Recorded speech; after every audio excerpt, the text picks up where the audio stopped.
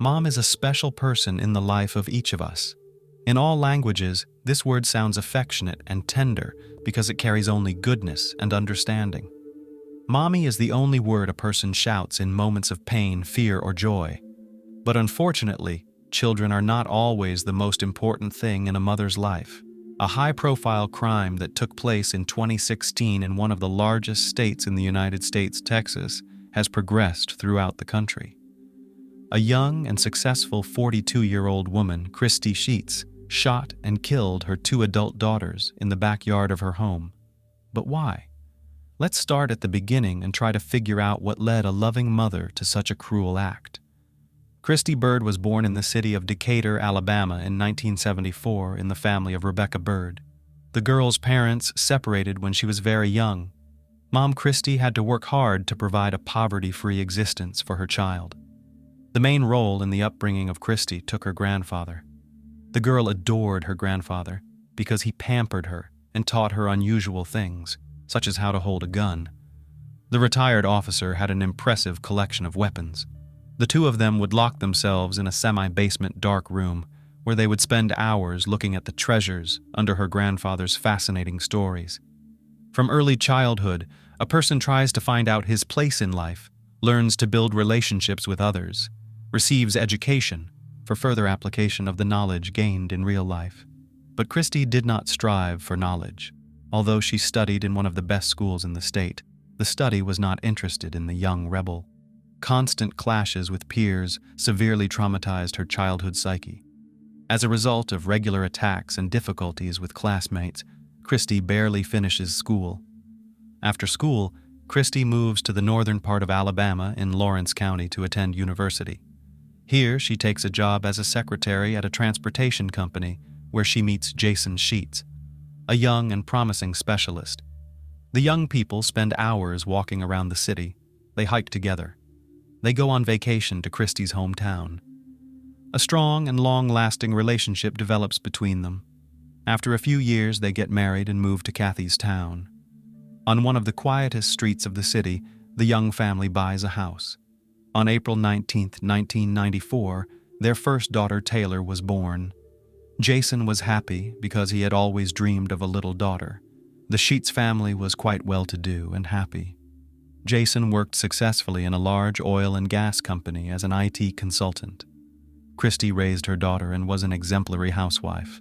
On October 21, 1998, Christy and Jason had a second daughter who was named Madison. Family life went on in a calm and measured way. Jason was working. Christy was taking care of the children. Until tragedy struck, which once and for all changed the former way of life of the family. In 2012, Christy's grandfather died. She loved him like the father she never had. The woman had a very hard time experiencing such a great loss. The family idol was replaced by psychologists and antidepressants. But just 2 months later, still not recovered from the loss of her grandfather, Christy's mother dies. Another tragedy morally kills the woman, and she gets into a clinic with a mental disorder for the first time. One clinic is replaced by another. Antidepressants are replaced by hard alcohol. Christy's internal state remains very unstable and vulnerable for a long time. Husband and daughters for a long time in every possible way try to support a dear and beloved person. After a while, they seem to succeed. Christy returns to her old life. She gets a job as a manager in a laser cosmetology clinic where they specialize in the removal of tattoos. Work takes up all her time, while her beloved husband and daughters try to occupy her heart and thoughts. On September 25, 2015, the day of her daughters, Christy posts a picture of Taylor and Madison on her Facebook page. She captions it with a declaration of motherly love. Christy called her children amazing, sweet, kind, beautiful, and smart girls. "You have no idea how much I love and cherish you," Christy wrote at the time, addressing her daughters. In January of that year, she published another strong post, already in defense of her right to bear arms.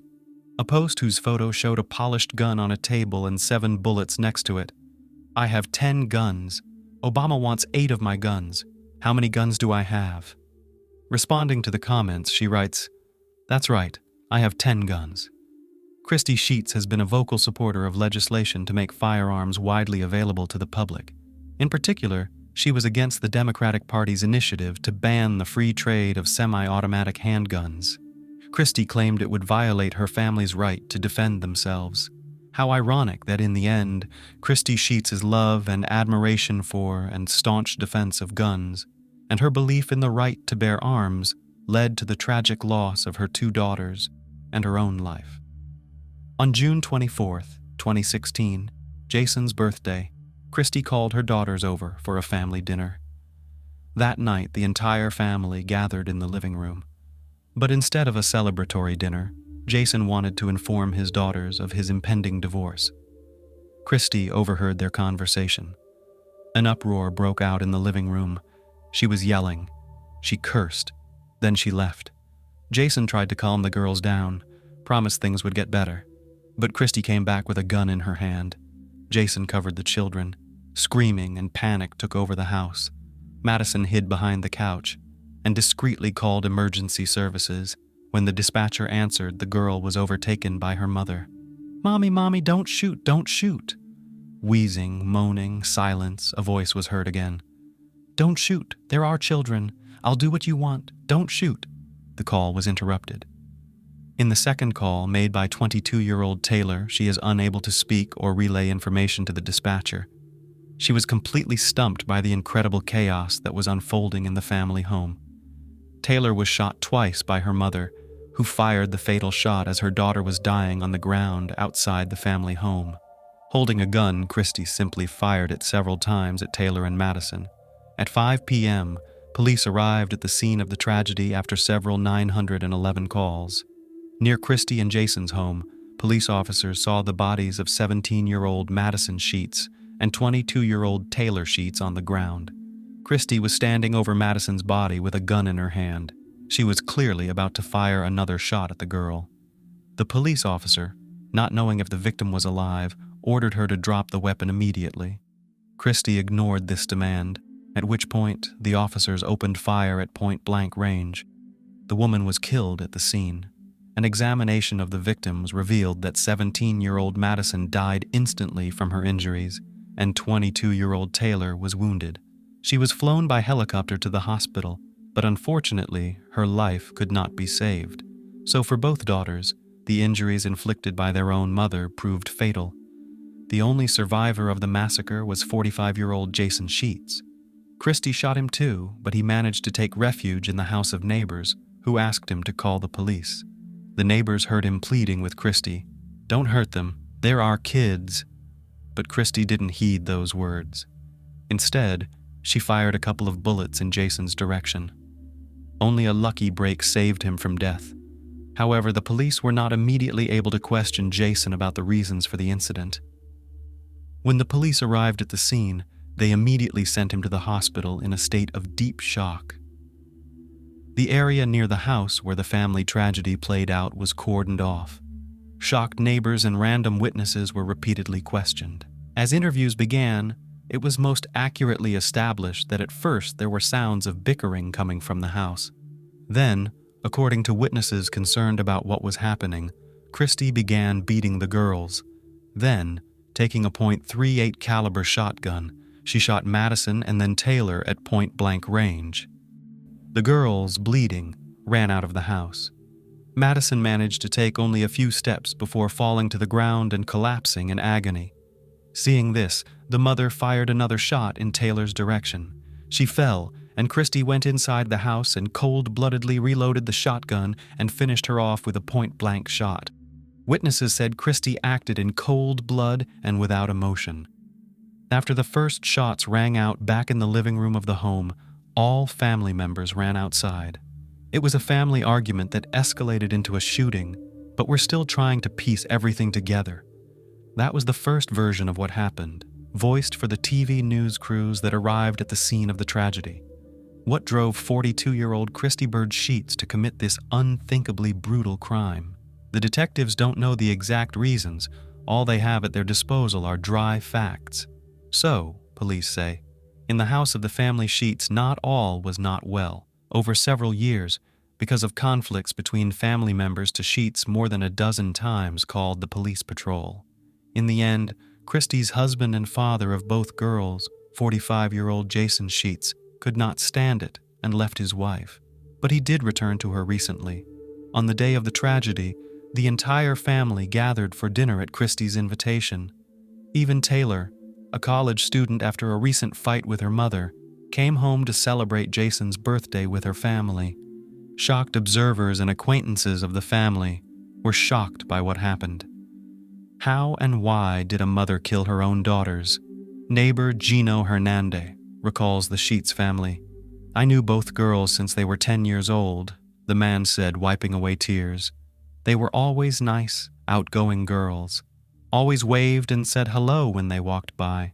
The other thing is Christy. She wouldn't even stop by the barbecue. It was always like she was on her own." "Wonderful girls, and Jason's a good guy too," another neighbor asserted. Their problems were all about Christy. The investigation also agrees with the neighbors. It has already been revealed that Christy had conflicts with both daughters before. Also, official authorities have already reported that Christy suffered from mental illness. On June 29, 2016, at the first press conference, Sheriff Troy Niels told reporters that the 42-year-old mother was depressed and had made repeated attempts to take her own life because she was on the verge of divorcing her husband. According to the police spokesman, the couple's marriage began to crumble back in 2012. Just then, the grandfather who raised Christy Sheats died. To kill family members, Mrs. Sheats used a gun, which she inherited from a deceased relative. Also, one of the possible reasons for the serious discord in the family, the sheriff called Christy's unwillingness to put up with the upcoming marriage of her eldest daughter, Taylor. A few days before the shots were fired, Christy Sheats had an argument with her oldest daughter where she attempted to apply house arrest to Taylor and forbid her from seeing her fiancé. Jason did not agree with his wife that house arrest was an appropriate punishment for a 22-year-old girl, noted Nels. Juan Sebastian Logo, 23, and Taylor Sheats, 22, were in the same year of college in the art department. The young people had been dating for 4 years. On social media, they showed how in love they were and how they were preparing for their upcoming wedding. A small wedding ceremony was planned for June 27th. It has been suggested that the mother may have objected to the marriage of Taylor and Sebastian, who was of Hispanic descent. Disagreeing with his wife, Jason Sheats insisted that incarcerating their eldest daughter was inappropriate punishment for an adult. Later, Jason Sheats would still testify, telling investigators that his wife had called their daughters to inform them of the divorce. She had been notified of it, but instead of explaining in front of the children, she pointed a gun at them and shot them several times. But she did not shoot her husband. As Mr. Sheats stated, the wife's motive was that she wanted to make him suffer. According to Jason Sheats, his wife's downward spiral began in 2012 after she lost her grandfather and then lost her mother just 2 months later. Apparently, the gun she used to kill her daughters was a gift from her grandfather. Jason Sheats revealed that his wife applied for a license to carry a gun, but was denied because of her mental illness. This begs the question, what did Christy Sheats think could have triggered the need to punish her husband and make him suffer? Was it the breakdown of their marriage, the feeling that control and valor in her life had been lost, hinted at in a cluster of Facebook rants where Christy talked about protecting herself and her family? Or could Christy Sheats' decision to kill her daughters have been driven in some way by medication or the continued deterioration of her mental state? Jason Sheats told police that his wife suffered from depression. She was taking prescribed pills by the handful and seeing a therapist. She had been treated 3 times in recent years after attempting to leave her life at a private psychiatric hospital, Sheriff Nels reported.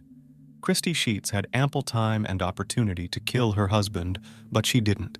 Jason realized that Christy wanted him to suffer, Sheriff Nels said, echoing Jason Sheats, recounting the details of the incident for the first time. Mr. Sheats revealed that Christy knew about how much he loved Taylor and Madison and how much they loved him, Nels continued. Perhaps the complete rift in the family and the realization that she was losing not only her husband but her daughters as well exacerbated Christy's already difficult emotional state, and she grabbed a gun, foreshadowing her tragic end as well. Madison Davey, a close family friend, gave a great interview in which he spoke about the relationships within the family. He was the best dad in the world. I used to hang out with them, and he loved being around us. They were so funny together. You'd think the sisters would fight, but no, Davey said. They loved each other very much and were always laughing. Davey went on to say that both daughters had a very close relationship with each other and with their father. Jason would do anything to protect them, and he tried to do that, but Christy was going to kill that day, Davey said. In one attempt to take her own life, Christy, perhaps only intimidating, pulled out a gun and said goodbye to her family with screams and tears. But she didn't get the desired effect. Jason replied indifferently, "If you want to just shoot yourself, don't touch us, just shoot yourself." But Christy replied, "No, that will be your punishment." Relatives, friends, and acquaintances were sure that something was bound to happen in this family, but no one could think that a woman would kill her daughters. Christy was bringing harm to her family. She was mentally unstable. The sheriff's department explained that police officers were repeatedly called to the home of Christy and Jason, who were having violent arguments. Since January 2012, police have received 14 calls for service. 3 of them involved Christy threatening to take her own life, having previously been diagnosed with mental health issues. Juan Sebastian's inconsolable sister Maria stated that the Sheats sisters were some of the sweetest, most sensible and kind-hearted girls she had ever met. Today, Mariah found it hard to believe that not so long ago, she and Taylor were having carefree fun at a party and looking forward to her wedding day to Sebastian. "You've already become a member of our family, and that will remain the same," she addresses her friend. "You were a light in this crazy world, and we will always remember you." That day of the brutal crime, where the lives of young girls with everything ahead of them were cut short, has long stirred the public. People grieved with Jason. Older sister Taylor Sheats went to school, worked as a caregiver for Care.com, and dreamed of a long, happy life with the man she loved. Younger sister, Madison, studied at school, and at the same time worked as a nanny. On the day of the funeral of the girls mourned the whole city. Social networks and TV news channels again covered this terrible event.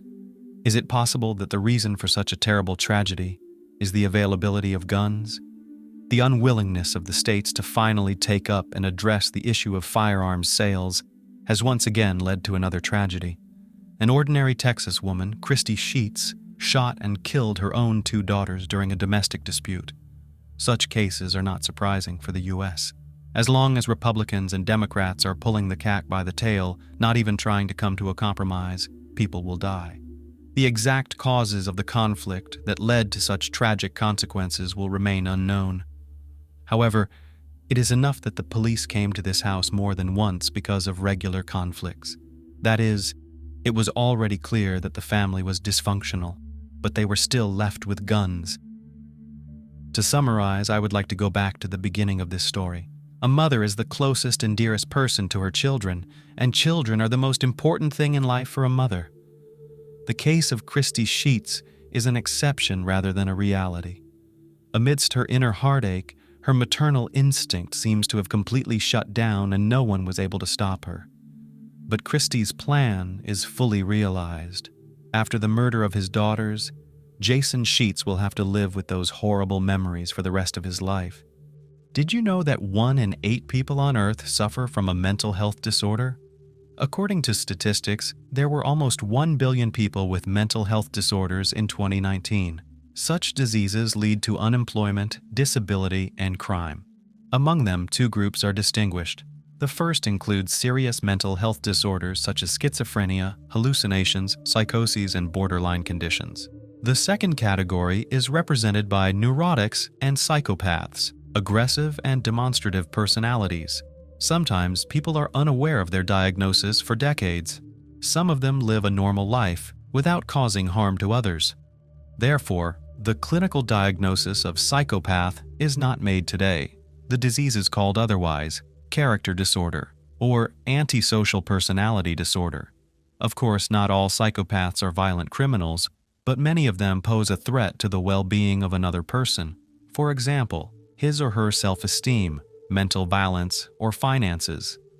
Nevertheless, there are some people who are so rude and out of control that they have to serve serious sentences for the crime they committed or be hospitalized in a psychiatric hospital. The story in question happened to Nicola Edgington, a British citizen. Amazingly, a young woman suffering from mental illness has repeatedly asked the relevant authorities, including the police, to pay attention to her condition so that she did not make trouble. And what came out of it you will learn further. On October 10, 2011, an egregious incident occurred in Bexley Heath in the southeast of England. In the early hours of the morning, 2 women were attacked on a street in the town. The first victim was Carrie Clark, a 22-year-old artist. The girl was standing at a bus stop waiting for transportation. Without a hint of danger, was listening to music. At that time, she was approached by an unfamiliar woman in her 30s. Without further ado, she jumped on Carrie and stabbed her. Carrie fell to the ground in surprise. The attacker rushed at her, but the girl's reaction was faster. She grabbed the knife with her hand before the weapon reached her chest. The unconditional reflexes to survive were stronger than the situation. The victim even managed to push her abuser away. Carrie intercepted the knife, despite the pain from the blade, and began to scream. She called for help. At the same time, the girl asked her attacker what she was doing and if her head was all right, to which the woman replied that the only person with a knife in her hand on this street was Carrie herself. In addition, she demanded that she hand over the knife, which the resourceful Carrie certainly did not do. The atmosphere, as well as the conversation that took place between them, puzzled the intruder, and she fled to the other side of the street. However, the matter did not end there. While passers-by rushed to the victim, the criminal disappeared from sight. It turns out that she went into a butcher shop where she stole a knife. Then she noticed another woman standing with her back to her. Without thinking twice, she rushed towards her. The attack on 58-year-old Sally Hodkin was fierce and ruthless, striking her in the neck. The attacker practically decapitated the poor elderly woman. Before she knew it, she fell to the ground and died. The perpetrator fled the scene as quickly as she had appeared. Perhaps the accidents would have continued further if not for the arrival of the police. They managed to track down the inadequate woman through CCTV cameras. A short while later, she was arrested in one of the nearby stores. At the time of her arrest, she appeared unperturbed. The law enforcement officers got the impression that she was even happy to be caught. The detainee was taken to the station where she was identified. The attacker turned out to be 31-year-old Nicola Edgington, who suffers from a mental health disorder.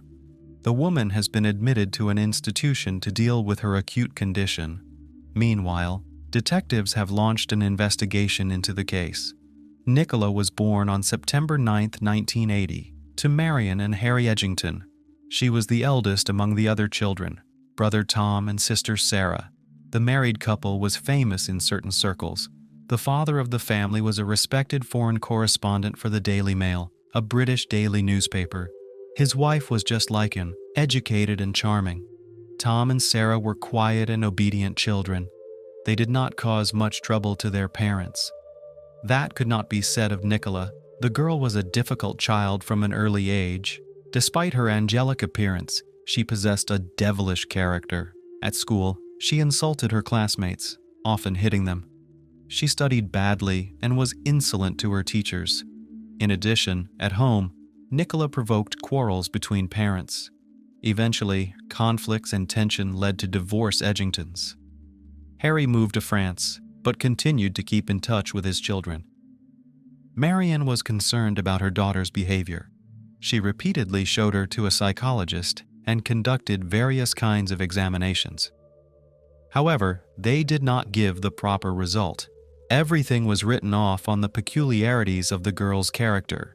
Many years later, her brother Tom said that her sister just knew how to pretend to be normal. After the dissolution of the marriage, relations with her mother became strained. In addition, the girl had grown up. By her early teens, she had become completely uncontrollable. The young lady allowed herself to be absent from home for days at a time. Due to this, Marion repeatedly contacted the police. Once, Nicola called the social service with a request to place her in a care center. The girl complained about her mother. It is not known exactly whether she really needed help or did it out of spite. However, her wish was heard. As protective measures until the circumstances are clarified, the girl was taken away from home and placed in a specialized institution. However, there the young lady showed herself in all her glory, after which she was returned home. The social worker stated that she was a danger to other children. When Nicola returned home, her behavior only worsened. She started drinking and smoking and got involved with bad company. For this reason, Marion and her children were forced to move to Forest Row in East Sussex. The woman dreamed of starting a new life where no one knew them. In the new place, Nicola began to study in a state comprehensive school, while Tom and Sarah went to live in a boarding school. Tom later recalled that he understood his mother's circumstances. Moreover, he enjoyed life away from his inadequate sister. He realized that Nicola's behavior was destructive to the psyche and well-being of the family. Consequently, on weekends, Tom did not even want to return home. When Nicola was 15 years old, she dropped out of school. The girl did not accept her mother's request to finish her studies. She believed that she could do without education. In addition, she stopped perceiving the words of Marion. From this, their relationship became even more complicated, sometimes violent. One day, Nicola hit her mother with a cell phone. This gave the woman a black eye. The incident was reported to the police.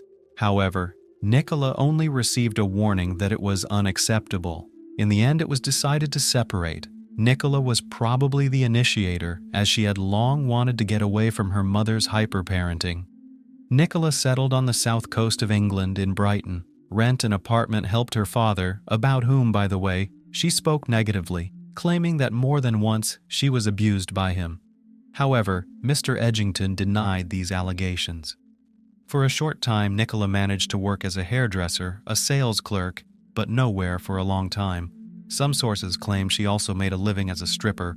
Leading a free lifestyle at the age of 17, Nicola suspected she was pregnant. A medical examination confirmed it. The doctor informed Nicola of the impending birth of twins. However, the babies were not destined to be born, as Nicola's boyfriend punched her in the stomach. At the age of 19, she got pregnant again. This time, the father of the baby was another boyfriend who was involved in the trafficking of illegal drugs. By then, Miss Edgington was also using drugs, which triggered the birth of the baby 3 months premature. Nevertheless, the boy was brought out, and Marion helped to care for him. Once out of work, Nicola continued to lead a binge lifestyle and use illegal substances. Because of this, she came under the supervision of the relevant doctors. It would seem that Nicola's life should have continued in a similar vein, but suddenly, there was a bright streak. She met a guy from Jamaica in a nightclub. He turned out to be a nice man. Subsequently, the young people got married.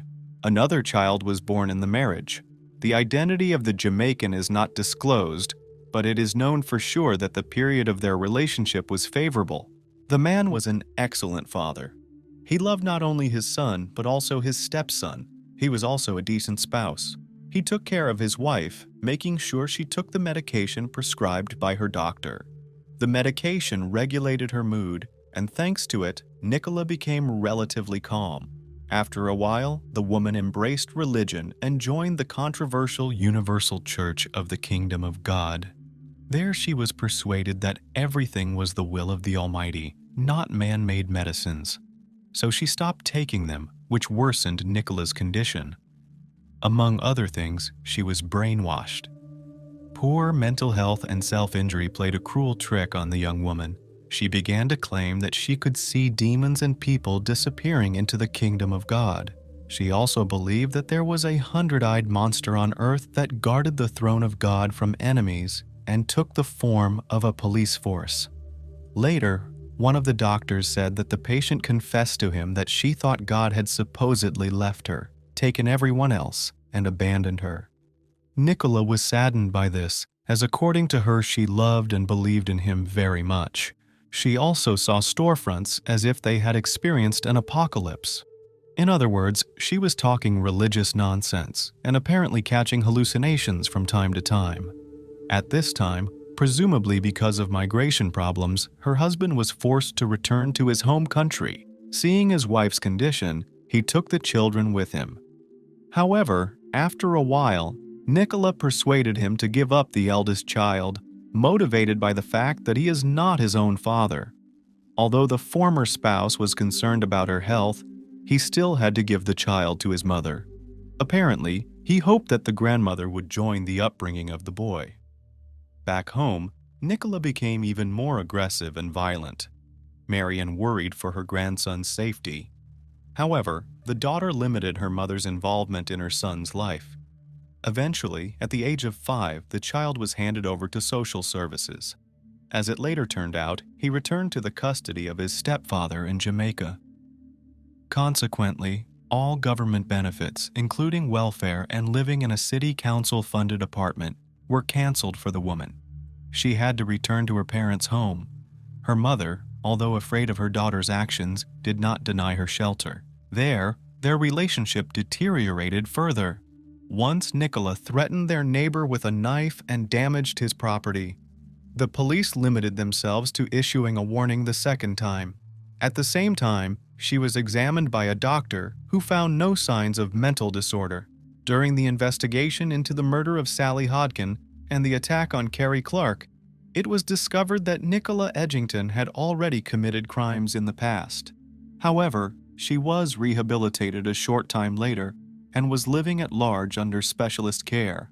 What turned out to be appalling was that the woman had committed a crime against a close family member, and in all likelihood, did not fully realize what had happened.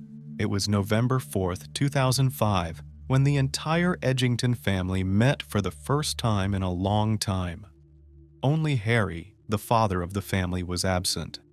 Tom and Sarah decided to visit her mother, and in order not to create obstacles in communication between his daughter and her mother, Tom decided to distract Nicola. He invited her to the local pub.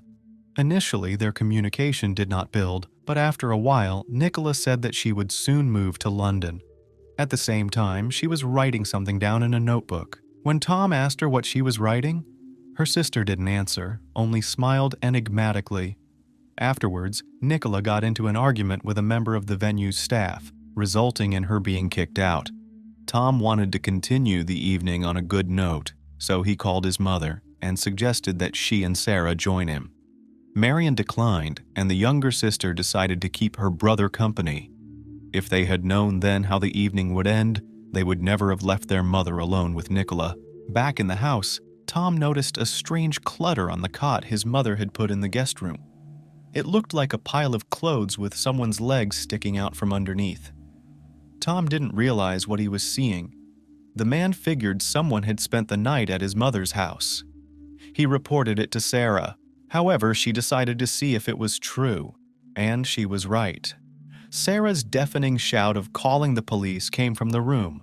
In fact, the legs Tom saw belonged to 60-year-old Marion. The woman was dead, and stab wounds were visible on her body. In addition, there was no older sister in the house. The family suspected that she might have been involved in the crime. Their assumptions were confirmed when, searching the house for Nicola, Tom found a familiar notebook. On the first page, a list of names was written in her handwriting under the general title, Doomed to Death. First on the list was Marion's name, which had been crossed off. After arriving at the crime scene, forensic investigators began examining the victim's body. They found 9 stab wounds and penetrating wounds inflicted with a kitchen knife. Later, a version was put forward that the crime occurred during a conflict between women. At the same time, a search for the missing woman was underway. Sarah made a plea on television for Nicola to return home. On November 21st, 2005, Nicola Edgington was detained on her way to London. The first thing she underwent was a psychiatric evaluation. Nicola was found to be in an emotionally unstable state. She spent some time in prison before being transferred to the Bracton Center in February 2006. This facility was for people with mental health problems who had committed a crime. Specialists at the center determined that the woman could not stand trial until her health condition improved. 8 months later, she pleaded guilty to manslaughter with diminished responsibility. The psychiatrist's report stated schizophrenia and emotionally unstable personality traits. The doctor who observed the patient opined that she needed inpatient treatment for further behavioral risk assessment and long-term rehabilitation. Ultimately, the judge, under the Mental Health Act 1983, sentenced the defendant to be detained in a psychiatric clinic indefinitely. At the clinic, the young woman was treated with antipsychotic medication to stabilize her emotional background. However, Nicola's behavior was disturbing. It was abusive and defiant.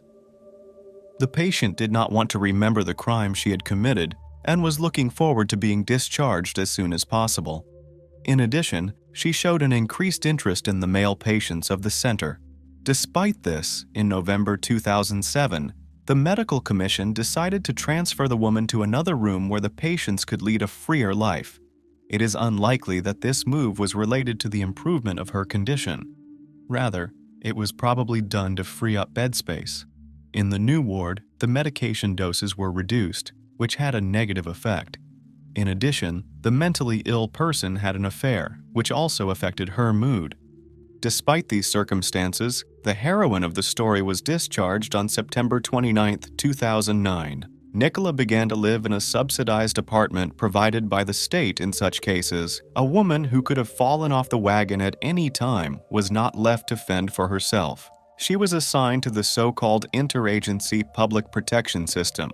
It brings together several agencies whose responsibility it is to ensure the safety of citizens from criminals who are released to live in the community.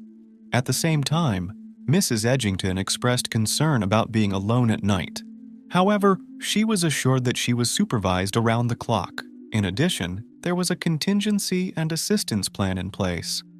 Nicola lived in these conditions for 2 years. She was visited periodically by a psychiatrist and a social worker. In turn, she was assessed as necessary. Surprisingly, during this time, she was allowed to travel to her ex-husband's home to visit her children. In 2011, she was in a relationship with 2 men living in the home in question. They were also under supervision, so communication between them was prohibited. However, they violated the prohibition. Consequently, in March, the highly anticipated event occurred. Nicola became pregnant again. In order to carry the baby and deliver it healthy, she was taken off her medication. After a while, the pregnancy broke down, however. The ward did not resume treatment. In September 2011, the woman decided to contact her brother. She sent him a message on Facebook, telling him that she repented for killing her mother.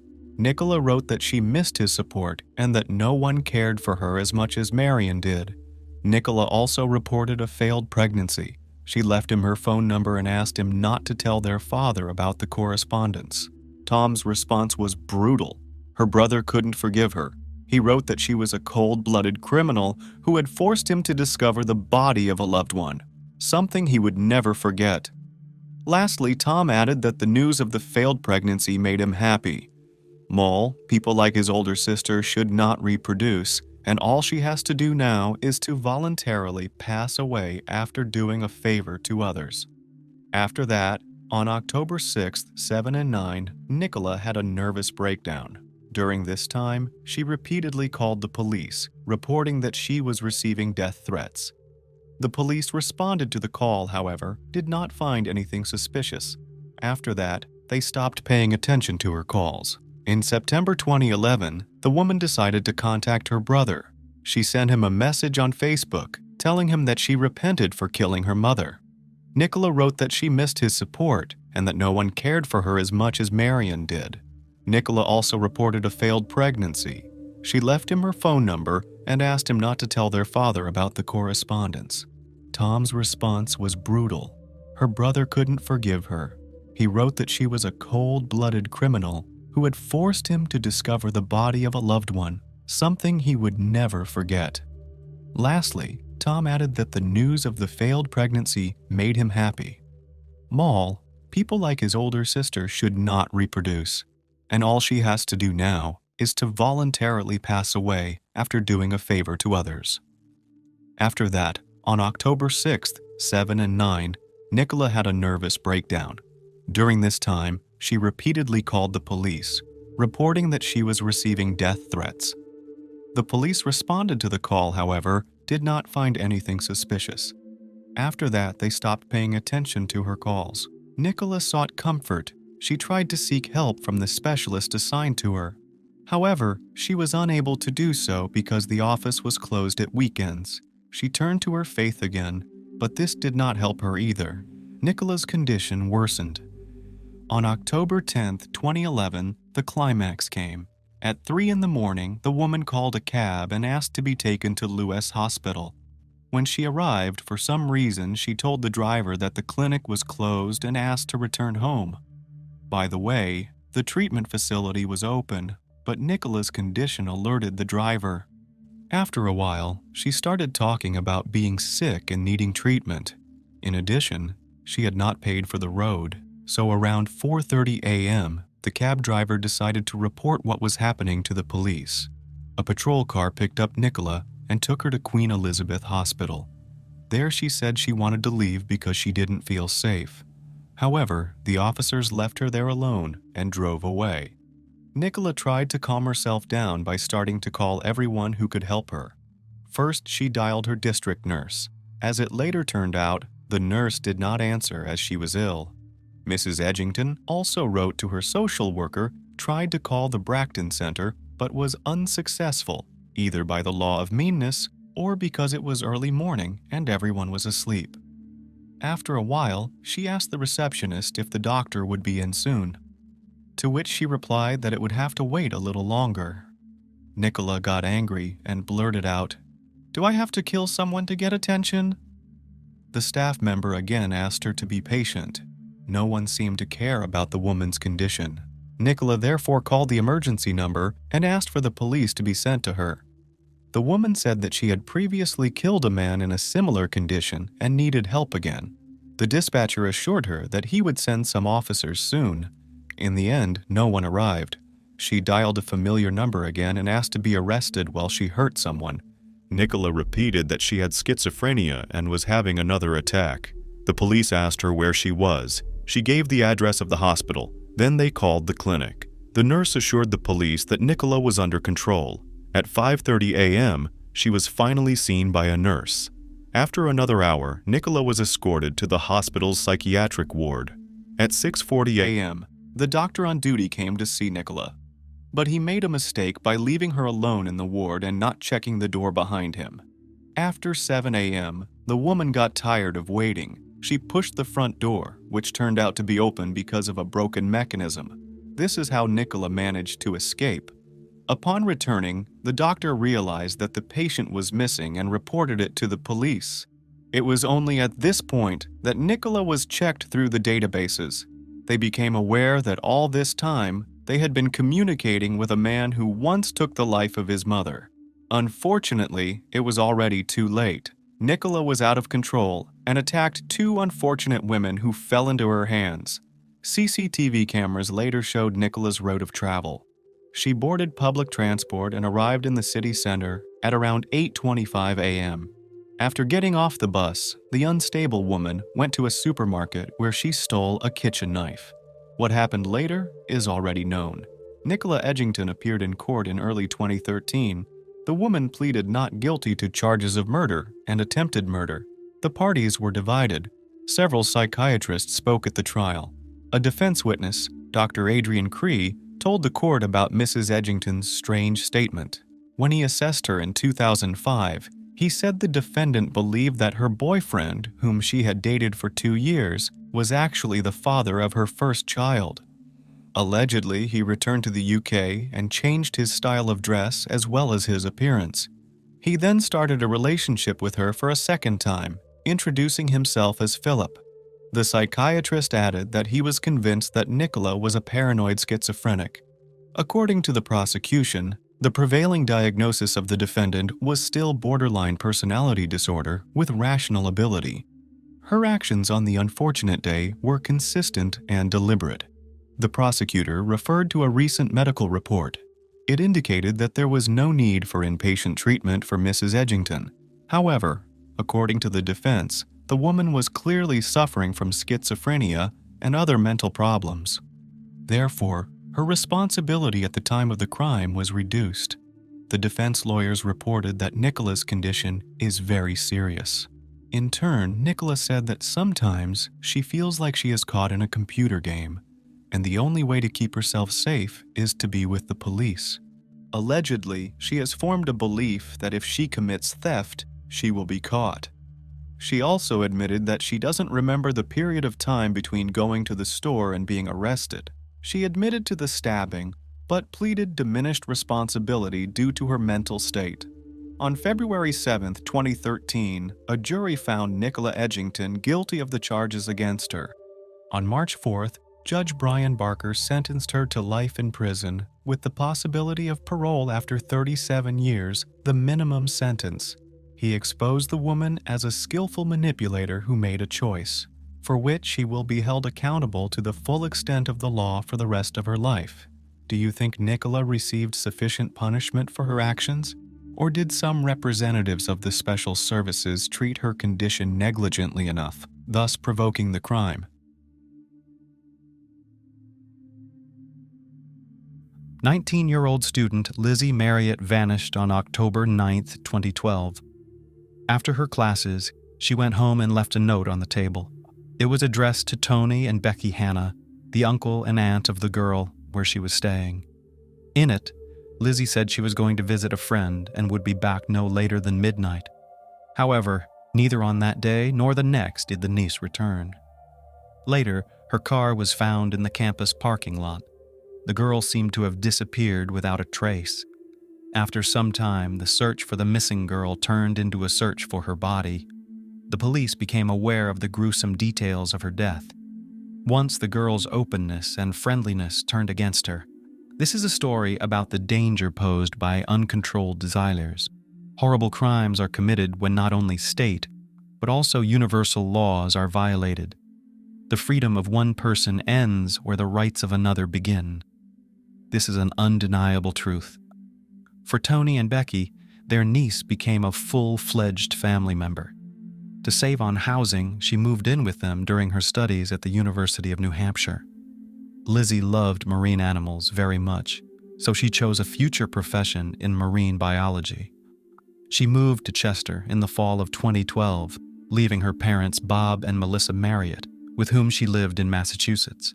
They were separated by a 2-hour drive, but they still maintained close communication. The girl had a gentle character, was kind and sweet, which made everyone love her. She would shout, "I'm home," her aunt recalled, and we felt joy in our hearts because she felt comfortable with us, and we with her. Lizzy liked her new life, and unprecedented horizons lay ahead. In her spare time, she worked at Target, where she quickly adapted and was well regarded. There, she met 18-year-old Kate McDonald. The girls quickly found a common language, often hanging out after work. Once Lizzy was already at Kate's apartment, so when she invited her again, she agreed. On October 9th, the friends met. They wanted to spend the evening together, have dinner, and watch a movie. However, their solitude was interrupted. 30-year-old Seth Mazzella, Kate's boyfriend, joined them. The heroine didn't mind the company. It's more fun together. Moreover, her new acquaintances were interesting personalities involved in theater, and Seth graduated from the same university as Lizzy, but in theater arts. Despite the fact that the guy worked as a consultant in an electronics store, he had a rich experience. He trained as an emergency medical technician, earned a black belt in karate, and even taught martial arts. In general, they had a lot to talk about.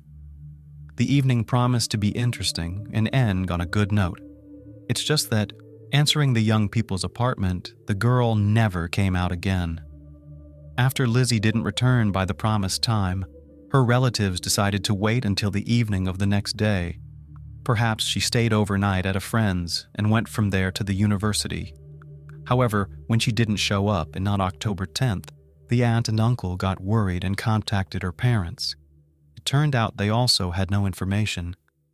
After the unpleasant news, the mother and father got in the car and headed to Chester.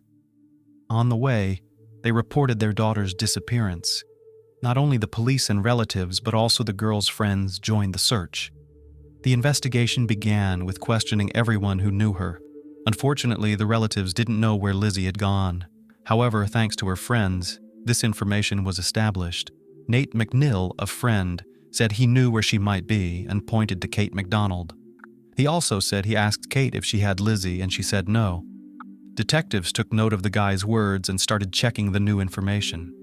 Meanwhile, it was found that there were no movements in the girl's bank accounts, and her phone was turned off. The initial version that she might have been in an accident was ruled out. Just a few days later, her car was found. At the same time, Bob and Melissa Marriott announced a $10,000 reward for anyone who could provide information about their daughter's whereabouts. After talking to Lizzy's friends and colleagues, investigators learned interesting information about Kate and her boyfriend. The couple was far from what they tried to appear in public. Soon after, Seth Mazzella was arrested. Lizzy and Kate's acquaintances said that recently the girls had been spending a lot of time together. However, they seemed different in character and attitude toward life.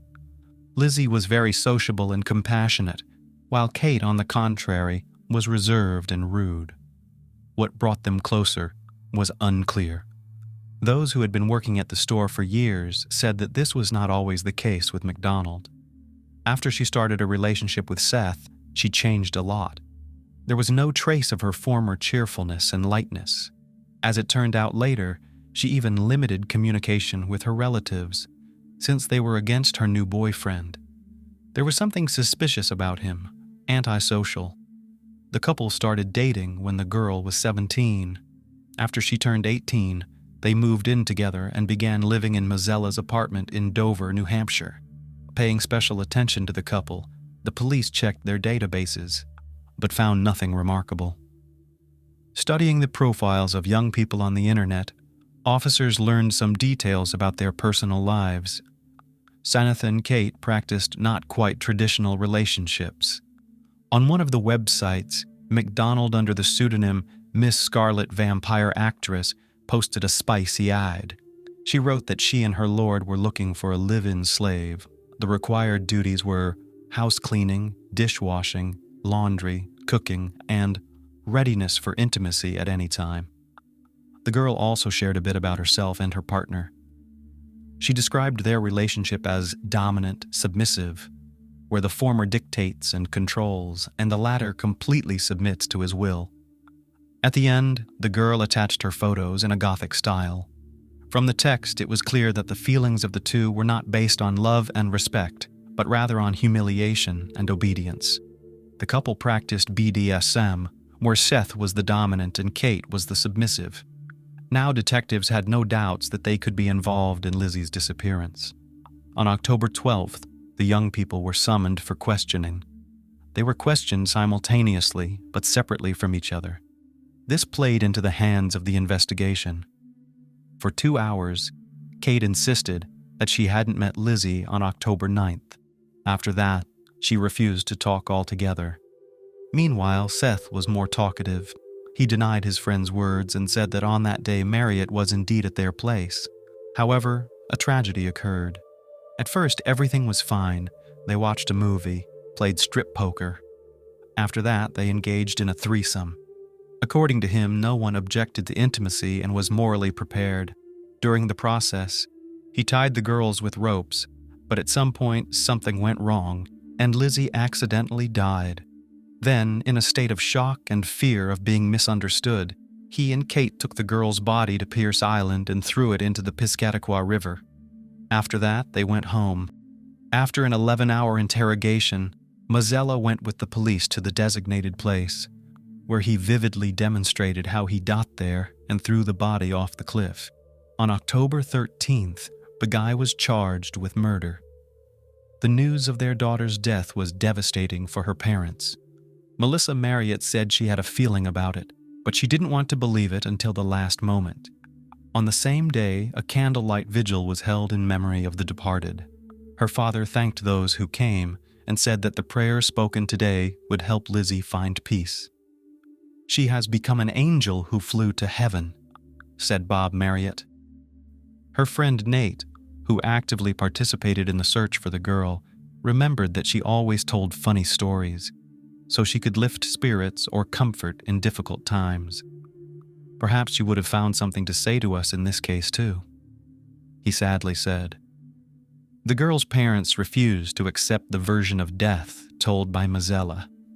They explained that their daughter was in a relationship and cherished it very much. According to them, she would never betray her beloved Brittany. They prayed to God and asked the police to find the poor girl's body as soon as possible, to say goodbye to her like humans, and bury her. The search went on every day. Volunteers joined the efforts of the authorities. Even a private detective was working on it. However, the river, which became Lizzy's final resting place, is subject to strong tides and ebbs. It is quite possible that she has long been carried into the Atlantic Ocean. The investigation continued. A search took place in Mazzella's apartment and beyond. It is worth noting that the young couple's house was not clean and orderly. Chaos reigned everywhere. Detectives also found out that Seth was interested in occultism and black magic. Since no evidence was found in the apartment, forensic experts examined the surrounding area. In one of the trash containers, they found a bag of belongings. Among them were black leather gloves, a sweatshirt, and men's underwear. During the examination, it was established that the underwear had DNA traces belonging to Seth and Lizzy. This confirmed the intimate nature of their relationship, and the sweatshirt belonged to the deceased and was identified by her family. But what were leather gloves doing on this list? If it's a love game accessory, why get rid of it, like the rest of the evidence? Apparently, not everything in Mazzella's words was true. He could easily pass off the desired as reality. However, what Kat McDonald said confirmed it. The girl broke her silence, and on October 17th, she told what happened. She admitted that on October 9th, Lizzy came to her. Later, Seth joined them. At first, the three of them watched a movie, then played strip poker. In the process of the game, they got excited and decided to have intimate relationship. According to her, everyone's desire was mutual. It all started with kisses and tenderness. Then Seth suggested tying Lizzy up with ropes, and she agreed. The girl even showed schematically how Seth did it. Everything was going well, but suddenly, Marriott had a seizure. She began to suffocate, and moments later, she lost consciousness. When Seth and Kat lifted the girl, she wasn't breathing. Everything happened quickly and unexpectedly. McDonald claimed that no one was to blame for what happened. It was an accident. However, a significant role in the investigation was played by the testimony of an unexpected witness. One day, a young woman went to the police station. She said she had important information about Lizzy Marriott's case and asked to speak to the detectives leading the investigation. During the conversation, she introduced herself as Catherine Fish, Seth Mazzella's ex-girlfriend. From the conversation, it became clear what she was hinting at. Seth was capable of murder. Once he confessed to her that in one of his fantasies, he takes someone's life. But let's start from the beginning. Catherine and Seth met about 10 years ago. At first, he seemed attentive and caring. He courted her beautifully, didn't skimp on flowers and gifts. He was very charming in conversation. The girl quickly fell in love with the affable young man, but at the moment of their first intimacy, she learned that he was into BDSM. At first, she didn't mind new sensations, as long as he kept himself under control. However, later, Seth began to show excessive cruelty and dominance. He didn't want to be contradicted or stopped. Sometimes he shared his thoughts and fantasies with her. During one such conversation, Catherine heard a terrible confession. Then she realized he could be dangerous. As if to confirm this, he grabbed her by the throat very tightly once. The girl begged him to let go, but he wouldn't stop and continued to squeeze harder. This incident finally shattered her illusions. Since they moved to another city, the girl didn't know where to go to get away from him.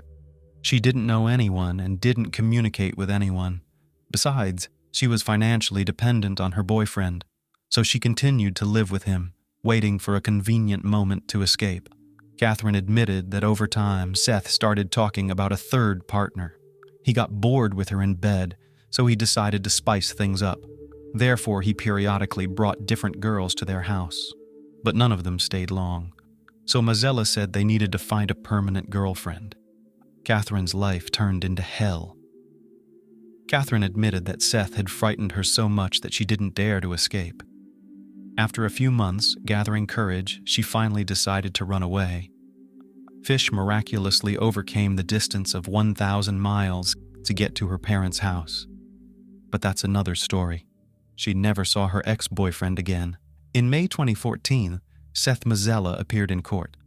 The prosecution believed that the defendant was guilty not only of intentional murder, but also of taking advantage. Several people testified against him. Shortly before the trial, among them was Kat McDonald. 2 months after Lizzy's death, she too was arrested and was in custody. She was charged with obstruction of justice and investigation. The girl had plenty of time to analyze what had happened and understand whom she was covering for. Initially, while behind bars, she and Seth were actively corresponding. The lovers dreamed of escaping and going to another country where there were no extradition laws. They wanted to get married and have children. However, their escape plans suffered a setback. In the winter of 2012, Seth persuaded his cellmate Ryan Bachman, who was soon to be released. Mazzella gave him access to his bank account. Bachman was supposed to withdraw money, buy drugs with it, and sell them, thereby increasing the initial capital. With this amount, they planned to buy weapons, 2 cars, explosives, and a boat. However, the friend decided to use the money for his own purposes. Moreover, authorities learned about the plan. After that, Seth abandoned the escape plan and sent Kat a letter suggesting they meet in the afterlife. He sincerely believed that death was not the end of life. Perhaps, in this way, he hinted to the girl about ending her life. In any case, time helped McDonald. Her thoughts cleared up. Therefore, when in 2014 the prosecutor's office offered her a favorable deal, she agreed without hesitation. According to it, the suspect had to tell the truth about what happened in the apartment on the evening of October 9th. In return, the threatened 20-year prison sentence was reduced to 3, a fairly advantageous offer, considering the circumstances that became known to the investigation afterward. The girl admitted that she was very afraid of Seth and obeyed him in everything.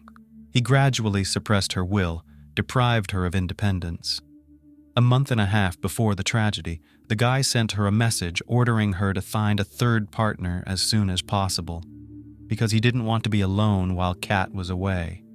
The thing is, the girl had 10-day theater tours scheduled. However, McDonald never found a replacement for herself. Over time, the tone of Mazzella's messages changed. From orders, he moved on to threats, and promised a terrible retribution if she didn't do what he wanted.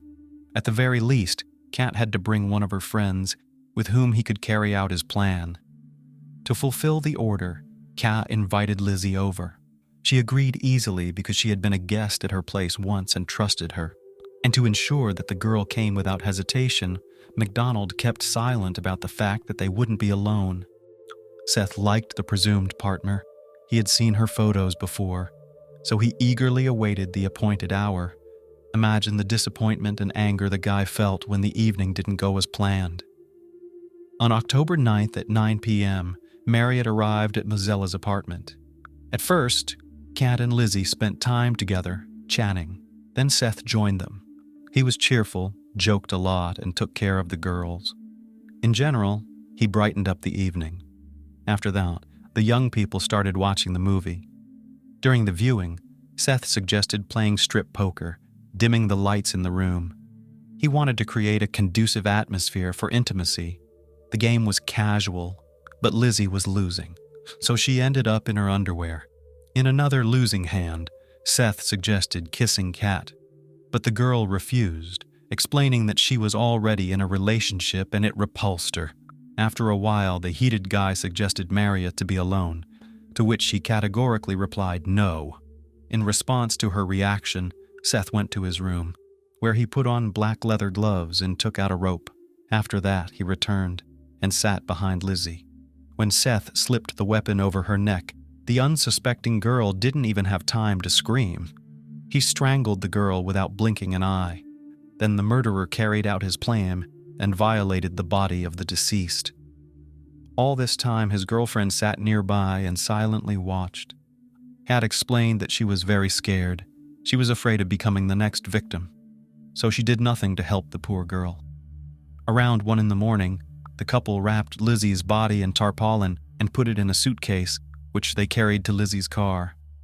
Then they headed to Pierce Island by the river there, where they lifted the suitcase onto an observation deck, pulled out the dead Marriott, and threw her off the cliff.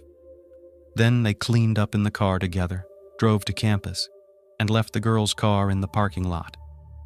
The couple walked 10 miles home.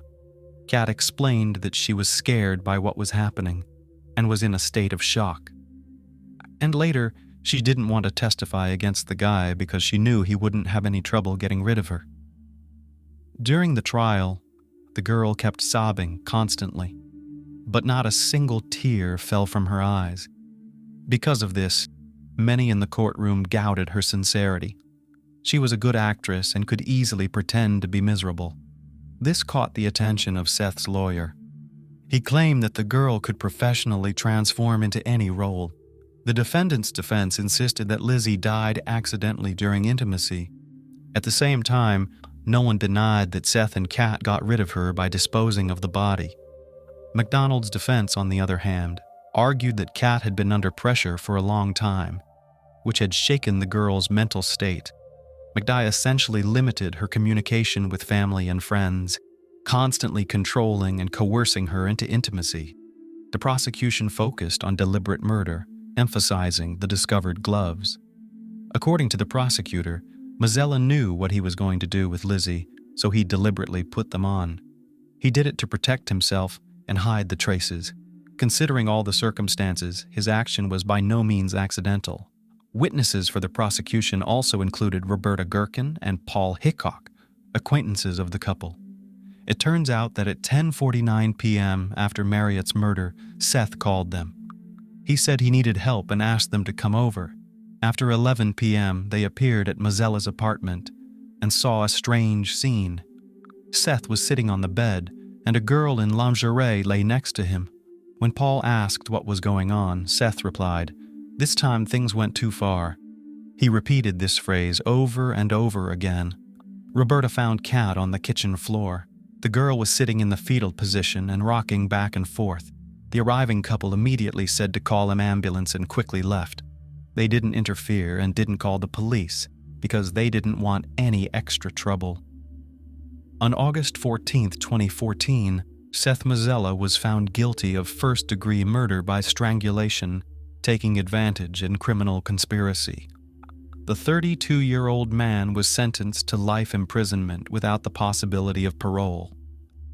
20-year-old Kat McDonald received the promised 3 years of imprisonment.